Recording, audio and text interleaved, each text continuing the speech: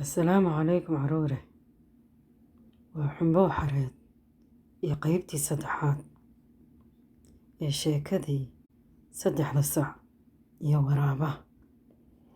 Haddaba markii uu sicii casaa waraabihii cunay ayaa waqtigaa ka soo wareegtay. Haddana maalin dambe ayaa waraabihii wuxuu u yimid sicii madoobaa.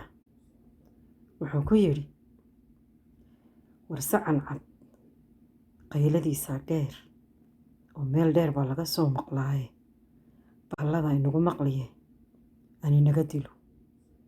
Doqon buu ahaay wuu oggolaaday. Waraabihiina wuu dilay oo uu cunay sicii caddaa.